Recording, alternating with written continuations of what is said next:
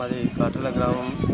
మా అన్న గంగాధర్ ఆయన రీసెంట్‌గా 15వ తారీఖు పురుగుల మందు తాగడం జరిగింది.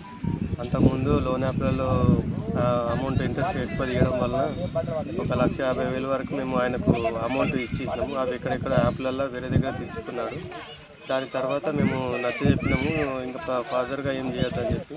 కాకపోతే ఆయన మళ్ళీ మాకు చెప్పకుండా, ఇంట్లో ఎవరికి చెప్పకుండా లోన్ యాప్‌లో తీసి ఇది ఆయన అయిపోయిన తర్వాత ఆయన ఫోన్ చెక్ చేస్తే దాదాపుగా 4,00,000 వరకు మళ్ళీ లోన్ యాప్‌లో లోన్ తీయడం జరిగింది.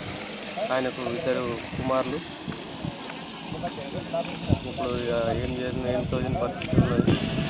ఫస్ట్ ఆయన పురుగుల మందు తాగి కొంచెం అత్యవసర పరిస్థితి కనిపించగానే మేము రామంపేట లలితాదేవి హాస్పిటల్ తీసుకుపోవడం జరిగింది.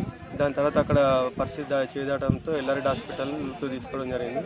అక్కడ ఒకరోజు ట్రీట్మెంట్ జరిగిన తర్వాత వాళ్ళు డిశ్చార్జ్ చేసి అది పరిస్థితి చేజారిపోయిందని చెప్పడం జరిగింది. దాని తర్వాత నిజామాబాద్ హాస్పిటల్కి చేర్పించి అక్కడ చనిపోవడంతో బాడీ పోస్ట్మార్టం చేసి తరలించి ఇప్పుడు దహనం చేయడం జరిగింది.